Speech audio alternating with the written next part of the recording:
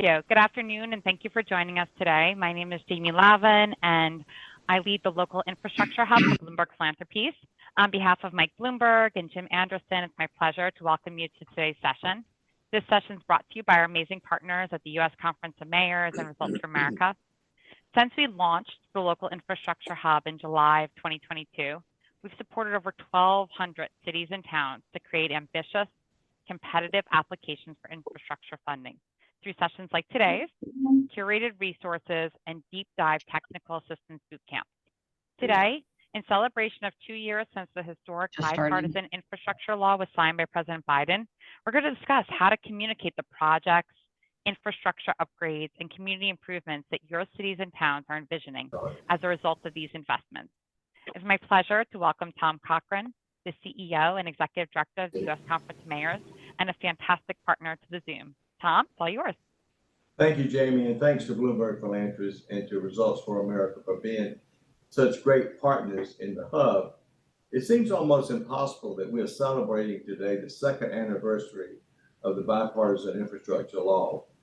As I've said many times before, we labored decades to pass the national infrastructure law, but not until President Biden took office were we successful, and we are most grateful. This law is one of President Biden's many achievements, which also includes the American Rescue Plan, ARPA, the CHIPS and Science Act, and the Inflation Reduction Act. And many of you have told me you are drinking from a fire hose in terms of implementing these incredible transformational laws. But we must do more. As President Biden said, we ain't finished yet. It is critical that we take time to tell our story of how the infrastructure law projects are going to change lives, create jobs, and make life a hell of a lot easier for our residents. Our challenge is it takes time to plan and to construct infrastructure projects. So we got to find ways to remind the public over and over again just how important your infrastructure projects are to your economy. Today, I'm proud to have a stellar group of mayors to talk about the projects and how they promote them locally. But before we turn to our discussion, let me introduce our special guest, Tom Perez. He's a senior advisor and assistant to the president, and he's the director of the White House Office of Intergovernmental Affairs.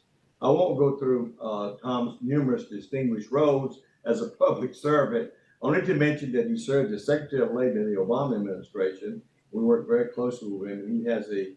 He's devoted his career to advocacy of civil rights, which is the Conference of Mayors has been there from the beginning.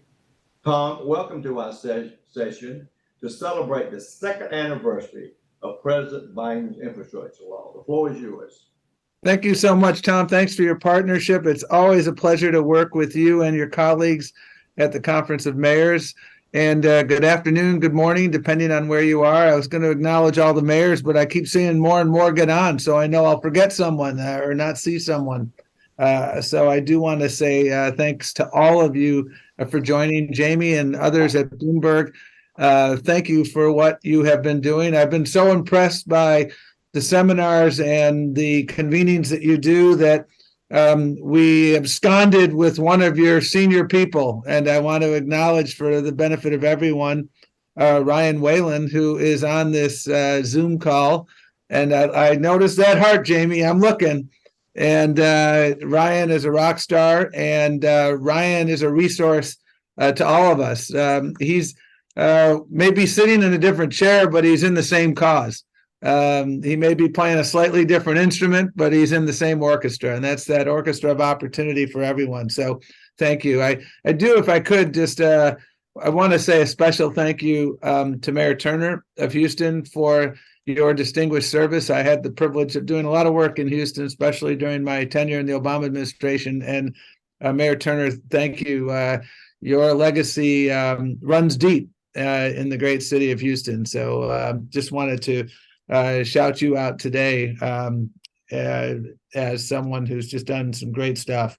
I have the privilege right now, as Tom correctly pointed out, of leading the Office of Intergovernmental Affairs and working with our partners in the state, local, and tribal governments to address a host of issues. And, you know, I've said a number of times that it's really important in life to understand the moment we're living in, because if we don't understand the moment, then we won't meet the moment. And when that moment passes us by, we will look back with great regret.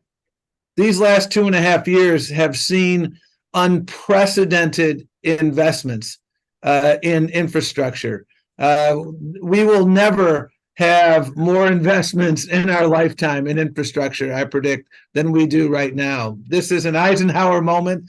It's an FDR moment. And it's a moment that's a result of President Biden, Vice President Harris's leadership.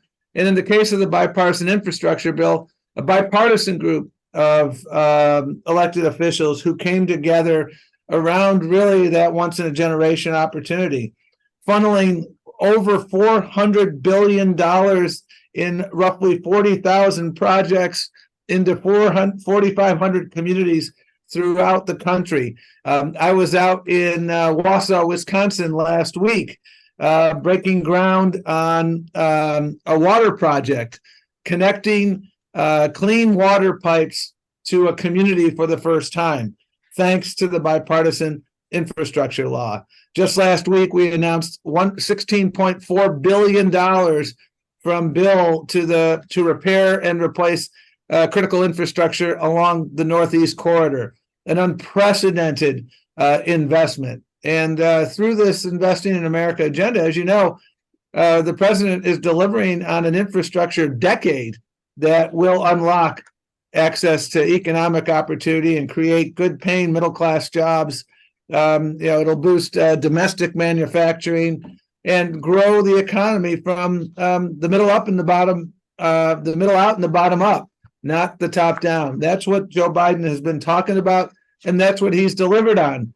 And as Tom correctly said, it's really, really important to tell those stories. That's why I traveled to Wisconsin, as I mentioned last week, to talk about the $15 billion investment in pipes so that we can replace the lead pipes across the country. We have to tell these stories early and often, and it has been my experience all too frequently that we haven't, frankly, we still have work to do on connecting these investments with communities, making sure people understand that this important bridge project, road project, school project, water project is a function of investments, because there's been a number of folks who have lost a little bit of faith in government to deliver the basics. And I think through things like the bipartisan infrastructure law, we can restore that faith in government, both local government, state government, and federal government's ability to get the job done. And that's why we need your help. And that's why this convening is so important. Nobody knows better than how to communicate with communities than all of you. You're trusted leaders in your communities. And we want to amplify your tweets and include them in roundups that we're putting together on Wednesday of this week. Well, we're really trying hard to produce stories and photos about how the bipartisan infrastructure law impacts every community across this country. So I hope you'll shoot our team a note, a tweet, a photo. We are going to have more, signs up to make sure that communities understand how these projects came to pass. It wasn't fairy dust. It wasn't dumb luck. It was the result of very conscious investments. And so I look forward here to really hearing your insights on how you're communicating with your residents about these infrastructure projects and what methods you found particularly effective in conveying these priorities, things that you thought were going to be a good idea that maybe weren't such a good idea, things we need to scale up. I'm a chronic kleptomaniac. I talk to friends who are doing smart things. I try to steal them, and then I pretend that they were my idea after a while. So that's what we're trying to do. So Jamie, thank you for your leadership at Bloomberg. Tom, thank you for your leadership at the Conference of Mayors. I will now turn it back to you, Jamie, to get the conversation going. Thanks so much. Great. Thank you so much. And we'll forgive you for stealing Ryan for the good cause. So now we really want to bring you into conversation with these mayors who are leading these great projects. So I'm going to get right to it. We're going to welcome Mayor Bibb of Cleveland, Ohio, Mayor Hovland of Edina, Minnesota, Mayor Patricia Dawson of Riverside, California, Mayor Leirion Gaylor Baird of Lincoln, Nebraska, and Mayor Sylvester Turner of Houston, Texas, into the conversation. And we're so glad we got you, Mayor Turner, before you leave office. I know that Mayor Turner and Senior Advisor Perez need to leave us about halfway through the program, so we're going to jump right in. Thank you all for being here today. I think first I'm going to give the floor to Mayor Turner, because you've been just killing it in pulling down infrastructure funds. You pulled down over $50 million of infrastructure funding to build this incredible legacy for Houstonians. How are you telling Houstonians about that and making sure that they understand what these projects are all about? Thank you for having me, and Jamie, Tom, and thank you all for your very gracious comments. To all of the mayors, let me say hello to everybody. Let me start off by saying that even before we applied for the bipartisan infrastructure law funds, we've had a lot of community engagement. I think what mayors would tell you, a lot of these projects are things that we have applied for, were already on the books. We just didn't have the funding to make it happen because the needs that exist in our cities have existed there for quite some time. And so a lot of community engagement leading up to these projects, attending a lot of town hall meetings, CIP programs, just didn't have the funding, telling people, you have to wait and we'll try to get to them. And then when the funding became available through the bipartisan infrastructure law, we were ready to apply for them. And what we attempted, and we had a number of initiatives prior to, Vision Zero, for example, for our street programs. It was already on the books.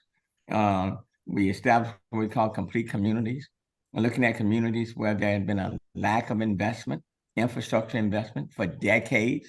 That was on the books. And so when it came along, it happened. I just want to highlight just two ones, and we've been very successful with the applications. I would tell you we're still looking for more, but I'll save that for another day. I just kind of want to put that out. But the first of the city of Houston, we applied for and we were awarded a Safe Street and Road Swale grant in 2022 with a total federal request of $28.79 million, which we received. The Bissonnet Corridor Safe Streets project will directly support the city of Houston's Vision Zero mission, which was there, by providing resources to improve safety for one of the most dangerous corridors across the city, the Bissonnet Street. In fact, it's one of the most dangerous corridors in the entire state of Texas. The Bissonnet Street tops our high injury network with a kill or serious injury rating of 22 per year and more, covering 18 miles. And so with this funding of $28.79 million, it not only addresses this segment, but quite frankly, it will transform this area for the better, not just for the short term, but for the long term. The other one that I would like to highlight very quickly, the city of Houston also applied for and was awarded a railroad crossing elimination grant with a federal funding request of $36.9 million. Now, let me just say, this is part of a bigger project of about $100 million, but we were falling short. We were short of that 36.9. This program provides funding for highway rail or pathway rail grade crossing improvement projects that focus on the safety and mobility of people and goods. Phase 1 includes the construction of 4 underpasses and closure of 4 at-grade crossings to eliminate 7 existing at-grade crossings and reconstruct 1 underpass to current standard. We have been talking about this project in the East End, heavily populated by the Hispanic community, for years. Trains were stopping, not for 15 minutes, not for 1 or 2 hours. These trains were literally stopping anywhere from 3 to 6 hours during the period of the day. And what was happening is that kids and others, they were going underneath the trains to try to get to the other side. And can you imagine now with this project getting going, and they've been waiting and saying to the mayor, you got to do something. This is unacceptable. And now the project is taking place. And when the announcement was made, it was well attended by federal leaders, state leaders, local leaders, community activists. We asked all of them to convey what was taking place here. And we made sure we tagged the bipartisan infrastructure law and tagged the Biden-Harris administration for making it happen. So it's not just one and done in terms of communicating, it's over and over and over again. And lastly, the Houston Public Works Department, I had them to set up what we call a web page on engagehouston.org, engagehouston.org, which specifically focuses on the city's federal funding for projects. So it is a one-stop shop for the public to learn about our application for grants. And then we have our Houston Federal Update, which is from our government relations team that entails Houston's opera, bipartisan infrastructure law, earmarks, and the advisory efforts. So through the engagehouston.org webpage and the Federal Update, that provides in real time, in a very transparent way, information to the general public. And then I tell all of my PIOs and all of my 23 departments, you will tag it and you will emphasize the bipartisan infrastructure law, and you will emphasize that but for this funding, these projects would not be taking place, and you will associate that directly with the Biden-Harris administration. So we're very appreciative, and we think it's very important for us to communicate, and these projects will be transformational. That's in a nutshell. Thank you so much, Mayor Turner. I think you covered a lot of our strategies there in talking about these projects, you know, finding those messengers, right? It doesn't have to just be the city doing the communicating. It shouldn't just be the city, right? That you're working with other stakeholders. Let's bring Mayor Hovland into the conversation. Tell us about how you're approaching the infrastructure investments in Edina and talking about your success as well. Yeah, thank you, Jamie. First of all, I wanted to just segue off of what Tom had to say about Sylvester, about Mayor Turner. I think organizationally, the USCM is going to miss him tremendously. For me personally, he's just been a wonderful person to be around, regardless of whether he was a mayor. He's just a first-class human being, and I'm going to miss him a great deal personally. I know our organization will miss him too, and it'll be I'll regret not seeing him there in January. So thank you, Mayor Turner, for all those great years of service. Thank you. Appreciate it. Yeah, thanks for thinking of it too, Tom, from an administration standpoint. That was really generous of you. You know, in our North Country, we got an expression up here, don't quit or complain about it, just fix it.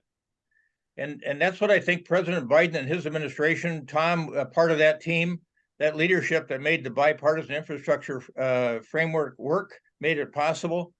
Taking on I would call it a long admired problem that nobody did anything about, and took this underfunded critical element of our economy and is starting to work on it. And well, we're halfway through this process, and we've got some really great things to talk about around the country. And so in our part of the world, Minnesota's had hundreds of millions of dollars come in because of the IIJA all over the state, and in the metropolitan area where I am, we've had some really interesting projects, and there's a variety of things that you've talked about already: intersection projects, expansion projects, non-motorized, motorized projects, bridges. But one of the key things that we've talked about and the president's really been concerned about all the way along has been equity.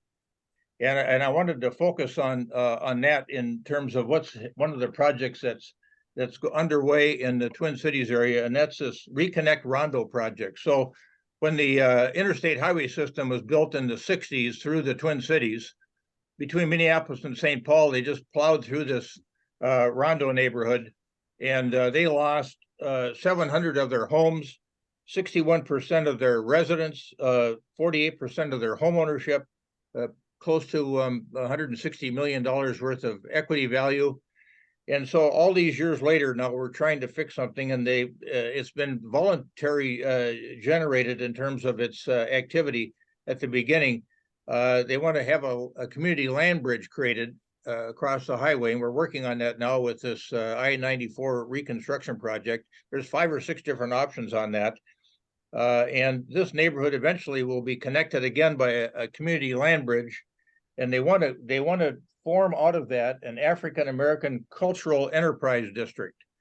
What, of course, they worry about on the land bridge side of it is that this whole area will get gentrified, and they want to make sure that people that live there now can stay there. And so this whole notion of creating this African American cultural enterprise district speaks to that notion of how they would go about doing that. And so there's in the world of telling stories, there's a great story to be told, and I won't go further into the detail of it now because there are other speakers that want to speak about projects. But equity is a really high priority in the Minneapolis-St. Paul region. I think particularly since the killing of George Floyd, it focused us on reorienting our practices and policies. We've got a great federal partner now with new resources to help us. We've got people like Tom Perez, and then our own colleagues from days gone by, Mitch Landrieu and Steve Benjamin, there to help as well, and offering ready assistance to all the mayors. So I'll maybe speak a little bit later about leading the Standing Committee on Transportation. We've got a lot of work to do. To the point, the question that you raised, Jamie, just quickly, I'll say, when you formed the local infrastructure hub, we came back to the Twin Cities and asked our regional economic development entity, Greater MSP, to do the same thing from an informational standpoint, and they've done that. And now I think with 2 years left to go, we really need to be better at communicating the opportunities here. I've also had meetings with our state DOT. I'd like to have them help fund and set up an infrastructure hub to make sure that cities throughout our state know about the opportunities here and don't miss out on this last 2 years of great opportunity to get the things done that they need to get done in their particular part of the state. So that's it for me from Minnesota. That's quite a lot, Mayor Hovland. I think it's really important what you touched on there, that we're focusing on how this money coming in is going to be, a boon for the city. But sometimes residents don't feel that, and they actually get worried about how it's going to impact them. So it's really important to address those fears and those concerns. Maybe that's a great time to turn it over to Mayor Bibb. We'd love to talk to you about how you're thinking about this, making sure that you're bringing that equitable lens to your infrastructure vision and telling your story. Well, I would be remiss as a fellow alpha man not to give my flowers to the great Mayor Sylvester Turner for his amazing leadership. As a relatively new mayor, he has just been an amazing advisor to me as I've taken the helm in Cleveland. So I'm so sad to see him leave his role as mayor of Houston, but I look forward to hopefully playing some golf with him sometime soon when I get a free weekend here to come down to Houston. A lot's already been said about the great work that this president and vice president has delivered on as it relates to the infrastructure investments we're all benefiting from in our respective cities. I think there are a couple points I want to just tee up for this conversation. I think one, the importance of collaboration. Unlike ARPA, we as mayors have to work very closely with our state transit officials, our governors, and members of our state legislatures to ensure that we have the right priorities as it relates to being competitive for these critical infrastructure investments. And so we've been very focused on collaborating with our federal lobbyists, our state lobbyists, and our state delegation to ensure that the right projects are prioritized as we compete for this historic amount of federal funding.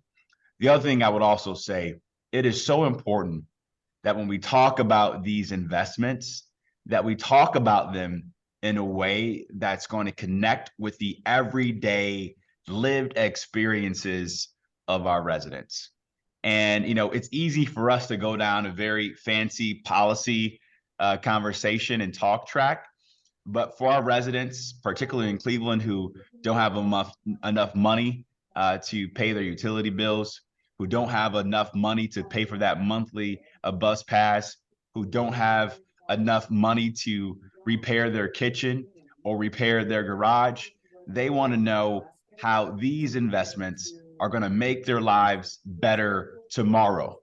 And that's been our focus here in Cleveland. So we've focused on a couple of big projects. Number one, we received over $19 million to replace all the lead service lines in our daycare centers across the city.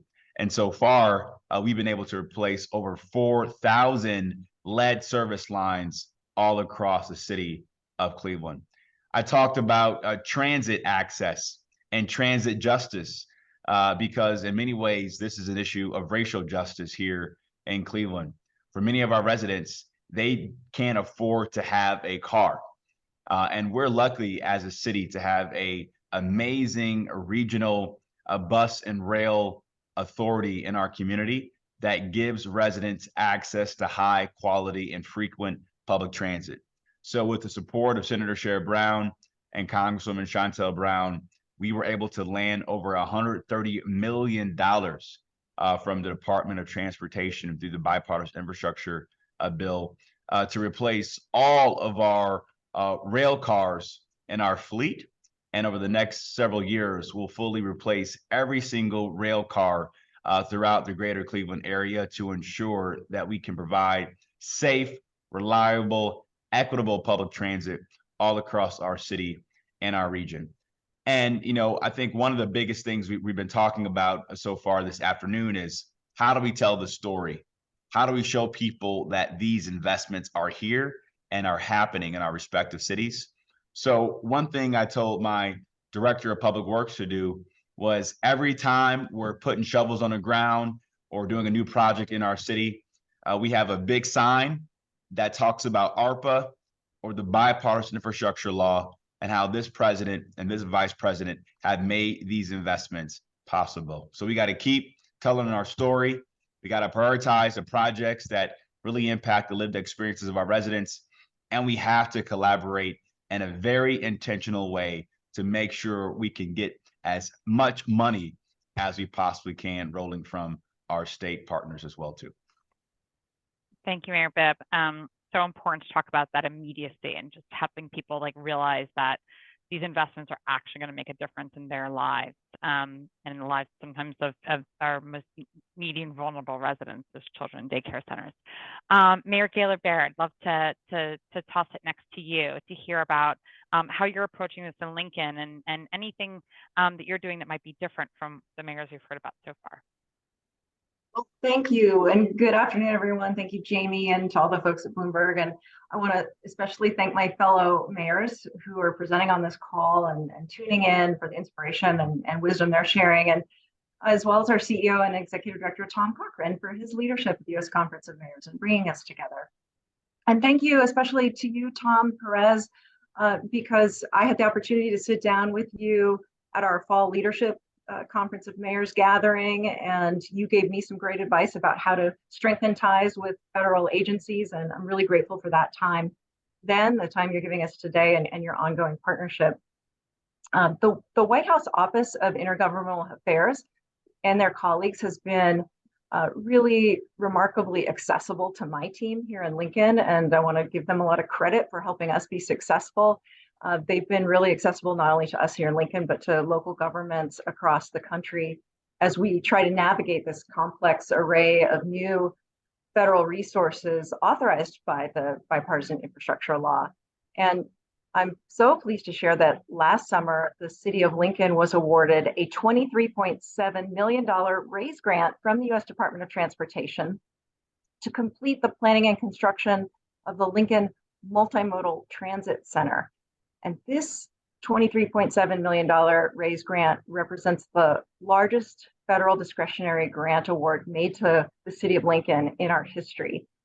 And it was not the first time we'd applied for this funding, not the second time, not the third time, not the fourth time, not even the fifth time, not even the sixth time we'd applied. It was the seventh time we'd applied. And, you know, you might say seven times the charm or it's a lucky number, but it wasn't really about luck. And I think that's what we are all trying to talk about on this call. There was a lot of intentional investment that went into making the funds possible. I mean, as a city, we'd received really helpful debriefings from DOT following our failed past submissions, and those helped to inform the improvements we made to our application. We also had done the work, as Mayor Turner suggested. We had done a lot of work. We'd spoken with bus riders and drivers and our Citizen Advisory Committee, and worked with stakeholders across our community. We were ready for this application, but I firmly believe that just historic levels of investment that were authorized by the bipartisan infrastructure law, coupled with the guidance that we received from the Federal Transit Administration and all the local alignment that our policy objectives had with the goals of the Biden-Harris administration, those were the critical factors that resulted in the city of Lincoln finally securing our full funding ask for this project. And why is this project important? This multimodal transit center is going to be the cornerstone of a broader revitalization effort in our downtown corridor. And once completed, the center will expand multimodal transportation options for our residents and provide connections, help people get to jobs and school and the doctor's office. It'll help job seekers. It's going to help move commerce through our community. It's really going to be important to our local economy. And we also were able to show intersectional benefits. The federal investment in our transit center is going to also advance the goals of our city's climate action plan. As we work to electrify our transit fleet by 2040, we're going to have new in-route charging stations for electric buses and a rooftop solar array, LED lighting, drought-resilient landscaping. This new facility also will offer better working conditions for our drivers and new amenities for them, as well as the general public. So we were able to make the case and align our goals with those of the administration and the bipartisan infrastructure law's intentions. And that historic investment really made this possible. And then earlier this year, we were awarded a $400,000 grant through the inaugural round of the Safe Streets and Roads for All grant program to support the creation of our Vision Zero action plan. And that plan is going to be a key component of our local Safe Streets for All initiative. And it's a goal that we've set to eliminate the fatalities and reduce serious crashes on our roads by 60% by the year 2045. And from the moment that we learned we had been selected to receive both the RAISE grant and the Vision Zero Action Planning grant funds because of the bipartisan infrastructure law resources, we did work to ensure that all of our community members understood the significance of these investments and how the projects would benefit them personally. So just for example, when the announcement for the RAISE and Safe Streets for All grants were made public, I convened press briefings with our department so we could really articulate that and communicate the benefits of the projects, not just us to residents, but we brought residents in and included them in our press briefings. And in those briefings, we directly acknowledged our federal partners, including Transportation Secretary Pete Buttigieg in those remarks. We also utilized all our social media platforms to share the announcements with members of the community. And with other federal grant awards, we've had the good fortune of welcoming other federal officials to join us for major announcements. So earlier this year, we welcomed former Labor Secretary Marty Walsh to the opening of an American Job Center in Lincoln that was funded with investment from the American Rescue Plan Act. And I extended that invitation to the former secretary at the U.S. Conference of Mayors winter meeting last year, and my team then followed up with a formal letter of invitation to his team at DOL. So Secretary Walsh made the trip to Nebraska in February. That shows how committed he was to being on the ground. And we held a ribbon cutting ceremony, and he offered remarks to a local audience.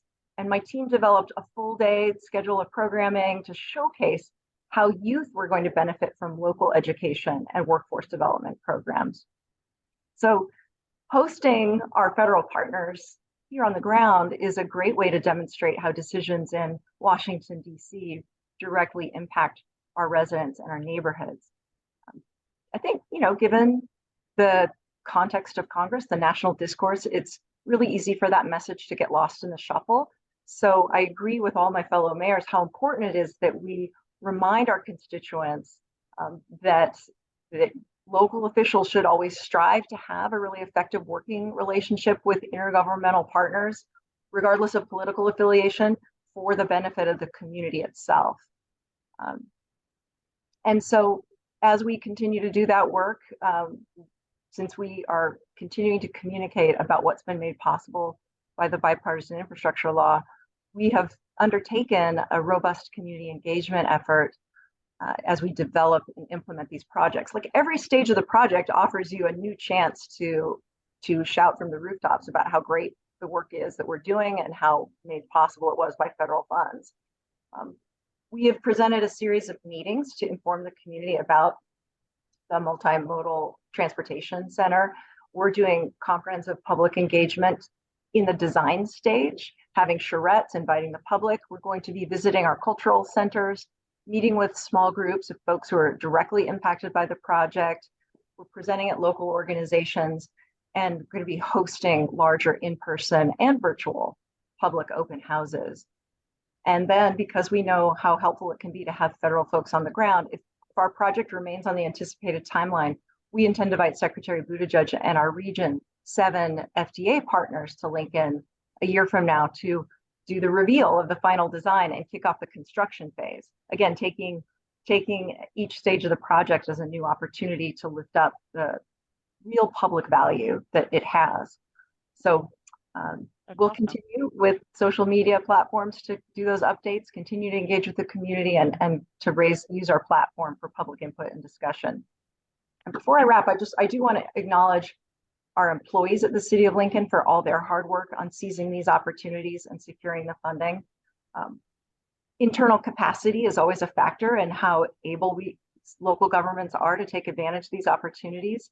And so here in Lincoln, as a city of 290,000 residents, we do have the good fortune of having a sizable staff and a full-time grant writer. And within the mayor's office, I also appointed a team member to oversee cross-departmental efforts associated with the BIL. I remember Mitch Landrieu coming to us at the U.S. Conference of Mayors and saying, "Put together your infrastructure roundtable." You guys can hear his Southern twang in your memories. And so we did that. We took that advice, and that has also helped us to be in good communication internally and externally. So I'll just pause there, but thank you again so much for having me be a part of this really important discussion. Thank you so much, Mayor Gaylor Baird. I think some of the key takeaways, I think one is really thinking about those planning grants. I might return to this point with all of you. If you've been fortunate enough to get a planning grant, it's not shovels in the ground. So how do you communicate about that? So we might return to that. And then that piece about recognizing your team that worked really hard to pull down these dollars, I think is such a key one. I want to get to Mayor Locke Dawson. Mayor Locke Dawson, I know Riverside has been ambitious in its infrastructure plans. Can you tell me a little bit about how you're communicating that ambition and where you're headed? Sure. Thank you, Jamie. And thanks everybody for being here today. I appreciate the opportunity to share some of the great things going on in Riverside. We're the biggest city you've probably never heard of. We're in Southern California. We're the 12th largest city in the state, which means we're bigger than most 1 or 2 cities in other states. So we're bigger than about 99% of all the cities in the country. But we're just about halfway between Palm Springs and LA, if you don't know where we are. But one of the things I want to talk a little bit about is we've got some transportation money for at-grade crossings to try to change that, right, to do a grade separation. And I want to set the context for it, though, because I think it's really important to understand why it's so important to our community. Riverside is arguably has some of the worst air quality in the nation, and we are ground zero for emissions research and also environmental justice initiatives, because of course the communities that have been impacted the most are communities of color that are next to some of our biggest rail lines and our freeways. So it's been critical for us to try to, I think it was perhaps, I'm not sure, was it Mayor Bibb that was talking about, or maybe Mayor Turner, about the length of time some of these railroads stay on the and the cars that are stopped right at these grades. So We've got this last year, we were awarded $15 million in Federal Railroad Administration dollars for grade separation as part of an $86 million project that is going to put in 3 new miles of track, 2 miles of vehicle lanes, half mile of sidewalks, and a big bridge. Of course, we need the bridge, right? So that'll be there too. And that's going to help reduce some of those emissions around and impacting those neighborhoods around there, which is hugely important to us. And it also creates a more safe environment. We've had a number of deaths at that particular crossing, either by accident or people committing suicide. It's just an ugly little crossing we need to fix. Well, I say little, it's 6 lanes wide, so it's not little.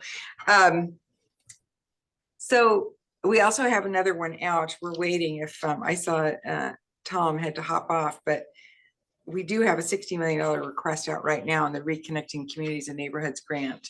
And we are hoping that we get that the gods of the infrastructure law smile favorably upon us. It's for another bridge replacement and also with similar issues. So, but real quick, Jamie, you asked about how do we get the word out? And that is one thing I think Riverside does a pretty good job of. We have a really great Office of Communications. We've got 18 people working in there doing web, video, social, photography, all kinds of stuff. And one of the things we do is put out something called the Explore Riverside magazine, which is, it goes out to 112,000 residents and a whole bunch of businesses. But the very front pages of this year's, the one that's coming in January, has all the information about the grade separation money and that it came from the infrastructure law.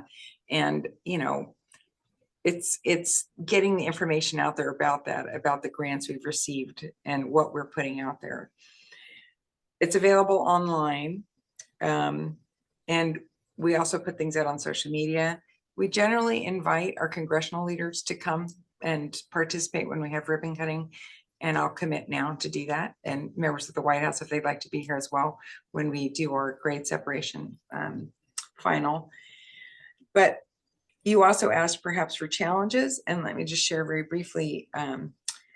Language access in our community is very important. I think it's important to a lot of communities. We are a dominant community, Latino, with a lot of Spanish speakers. So we really need a language access unit. You know, it's expensive to put things out in different languages. We're able to do it digitally with our social media and our digital online magazine. But I think what would be nice is to be able to have it across all platforms, everything we do, because I think it's so important that we get this information out about all the great things that are going on. And lastly, the other project that we are not direct recipients of, but we will be at some point, State of California just got $1.2 billion from the Department of Energy for a hydrogen hub, which is a big deal here in California. We got a whole bunch of money, and the Biden administration just put out for clean energy grants. Riverside has the #1 green fleet in the nation in our city. So we will be taking advantage of the opportunities to access those funds as well. And can't wait to tell you all about that one when it comes to fruition. So I'll stop there. Thank you, Jamie. Thank you, Mayor Dawson. I love calling upon the infrastructure gods. I think there's been a lot of prayers to them lately. I want to invite David Medina from Results for America into the conversation because, as you've all talked about, there's a lot of great work that you do to apply for a grant with community engagement as a big piece of that. You also put together a lot of data. I want to hear your reflections, David, as we know Results for America has had a long focus on using data to drive decision making. How can it fit into a communication strategy? Jamie, thanks to you and Jim, the Bloomberg team, thanks to Tom and the U.S. Conference of Mayors for a great partnership to date. Thank you. And thanks for the question. You know, according to the Pew Research Center, only 27% of Americans right now believe that government is working well. But the good news is that 72% of Americans supported government investments in infrastructure spending when the bipartisan infrastructure law was being debated. So both of those polling results should remind all of us here today that developing and sharing compelling and user-friendly stories about your infrastructure projects and sharing those with your residents, they not only help build support for those projects, they're also helping restore trust in government. And so, as others have noted today, and that storytelling begins when you're developing and submitting your federal grant application. I think all the mayors who've spoken today have really focused in on the most important data points. And, I'm here, Results for America's here, just as a reminder that you shouldn't inundate your grant applications with data, but just focus on those that really help make your case that the funding you're seeking is going to help make your residents and your communities more effective, more efficient by reducing the number of traffic accidents and fatalities, by shortening commuter times, and by connecting people to jobs and nature and entertainment. But the storytelling doesn't just end there when you submit your application. I'm here to remind all of us to keep telling that story over and over again to your residents. And a great example of good storytelling, great storytelling, is a video that was created recently by the city of Albuquerque in support of its rail trail project. And we're going to post a link to that video in the chat for all of you to take a look at. Here's some of the main reasons why that video is so effective. First, it's a video. It's not a 200-page report. Second, it's only 92 seconds long. It's not a cable televised 2-hour town hall meeting. Third, it features local business and government leaders supporting Albuquerque's rail project. Fourth, it highlights over and over again in 92 seconds how this project is going to help build connections and connectivity among Albuquerque communities. So really encourage all of you to take a look at that video. It might just inspire some other ways that you can tell your story with your message in your communities. And all of us here at Results for America are ready, willing, and able to help you tell those stories in partnership with Bloomberg Philanthropies and the U.S. Conference of Mayors. So thanks again to all of you for the important work you're doing. Thank you, David. And thanks for highlighting the video. I think, as Mayor Dawson was talking about, and as all of our mayors talked about, getting to people in multiple ways, different channels. We know language access can be a barrier. I know there's some experimentation being done about AI, which we, encourage experimentation, but check it, make sure the message is actually the right message. If you're going to use AI to supplement your language capabilities. Want to hear, we're as usual, when we have these sessions, always running short on time. So let's take 1 minute each. If you wouldn't mind, just what advice do you have for mayors? What have you found that's worked in helping people, like being able to actually see what's going to happen in their communities, what's going to change? I'm going to start with, we'll go in reverse order. Start with you, Mayor Dawson. I think the community involvement is key, right? Is bringing them out, making them feel part of the process and they're part of a winning team. But having them at the table in the planning process with community meetings, and then bring them back, let them know what their work did, right? What their ideas and what their input have done, so that they too can share in the, share in the glory of the finished product. And I have to say, I think social media is the way to go these days. That's almost exclusively all we use. So thank you. Thank you. And I might just, even though I'm asking everyone to keep it short, I might just say, and when you think about how to bring people in, think about what actually works for their schedules and like making it in their community with some childcare, with the right transportation, right? So that people can actually participate. How about you, Mayor Gaylor, Baird? What are you finding to be effective in getting your message out? We had a great press conference on the steps of a school where we had done school safety zone improvements. And we had students who were with us.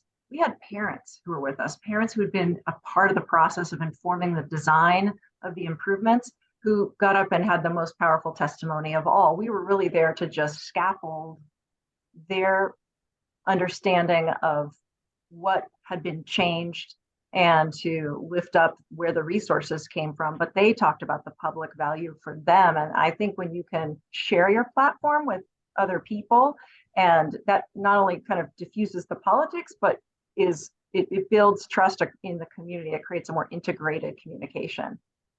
You know, the way to my heart as PTA president, I love hearing getting the parents involved. How about you, Mayor Bibb? What are you finding to be the most effective way to communicate, maybe with the people who don't tune into the City of Cleveland, Twitter channel? Well, just last week we hosted a town hall at my grandmother's church, and it was a really good way to give residents an update on all the progress we're making, leveraging this historic federal investment. The other thing I want to kind of make sure folks recognize as an early lesson learned from our administration, none of this work gets done if you don't have capable people inside City Hall to execute. And so having the right capacity and making sure you don't apply for every source of funding from the federal government, but the sources that make the most sense, given your capacity constraints, is something that we must take heed to ensure that these projects are successful and have the impact that we all want them to have. That's so important, the prioritization that needs to happen. And because one of the big things that the federal government keeps telling us over and over again they're looking at is, will this project actually happen? That is like one of the number one things they consider when they review your application, because they don't want to give you the money and then get it back. How about you, Mayor Hovland? I think people can help you weave the dream if you give them a chance. And so how do you give them a chance? Well, there's a lot of good ideas that have been advanced here, a lot of ideas that are common to all of our communities, I think, but this public engagement through a variety of techniques, including social media. We do small area or neighborhood conversations. In certain circumstances, we've done tabletop exercises, even floor exercises with massive maps of areas where people can walk around on the top of the map, and this is what they'd like here, this is what they'd like to see there in a particular location. All of those sort of opportunities are important, but as you point out, Jamie, getting younger people there that have families that are have responsibilities at home and trying to get kids to bed by 7:30, 8 o'clock at night, it's tough. So you've got to figure out where your opportunities lie for getting engagement across generations, not just people that are retired and able to come to these meetings and have a point of view that may not be consistent with what younger people may have. So you just have to think broadly about how to engage each generation. I love that. And I want to hire those people who can get their kids to bed at 7. Maybe the last question, if we can, I think we could do it quickly. For those of you who have applied for or received planning grants, we know planning has to happen. How do you communicate about a planning grant? Because it's not, there's nothing that's going to happen at the end of that. Anyone want to raise their hand or jump in? Mayor Bibb's on it. I forgot to use the Zoom icon. Sorry. You're good. No, I totally like the forgot physical, about it. the handwork. One of the really cool things that we've been using is old school campaign tactic, robocalls. So what we do is in the wards in which we're using the funding for the planning grant, we do robocalls and mailers, and really kind of go door to door to encourage residents to show up to a planning grant meeting to get their feedback. Great. About anyone else? To say that we're working on, in a transition to digital storytelling in our city communications division, we're working on building out our photo libraries. We're looking at making short videos. Our video team is used to doing the hour show that they put on Access. We're trying to, it took a while, but we got them to stop filming everything this way and make it so it's on a phone. So we're making some hard transitions, but they're in support of being able to be more nimble and pulling from, a library of imagery, because so often the visuals really help for people in understanding what's coming, particularly with a planning grant. We can be on the steps of the school, show them what an improvement example would be like, and talk about how the planning grant will facilitate more similar school zone improvements across every quadrant of the city. So that's sort of how we were approaching it. Yeah, for all of us visual learners. Mayor Dawson, I'm going to give you the last word on this. I love visuals and showing what can be. I think that's been, if you can show folks a vision, a rendering of what will happen when they get involved. And, you know, architects are fabulous at this, right? They always show what things are going to be. It gets people excited because many people cannot imagine, you know, they don't have the vision to see what their input will end up being. So that's important to me. I always like to have a picture with everything. For me too, I need it. So I agree. I love those renderings, right? And then hopefully the reality will wind up coming at least close to the rendering. Thank you, Mayor, so much for your time. Thank you, David. We are going to launch a poll while I tell you about a few things we have coming up. Please participate in the poll. It helps us know how to help your communities, what kinds of information we can provide, resources. So please participate. Next, I'm also putting in the chat, we have created a toolkit to help those cities who are either in their messaging journey or just getting started. It's really about, here are some strategies and resources, sample messages, some imagery, graphics to get you started. So I just put that into the chat. So I encourage you all to check it out, to share it with your communications teams. I know some cities have communications teams, some are smaller, and it's a one-man operation or one-woman operation. You might be the communicator, so check that out. We have a few sessions coming up. One is on November 28th. It's going to be talking about how, if you're a capacity constrained community, which is all communities, are you able to effectively apply for these infrastructure funding programs? We know they're competitive. We heard from Mayor Gaylor. Sometimes it takes multiple rounds to get the funding. How do you get started? And so we're going to be talking about that. And then we're also hosting a session on cybersecurity. We know more and more of city government is moving onto the cloud appropriately.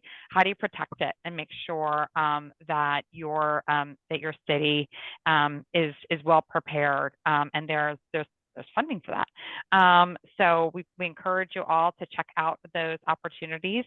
Thank you so much for joining us today. We're inspired by the work that you're doing. We're excited to partner with you. We want to support you.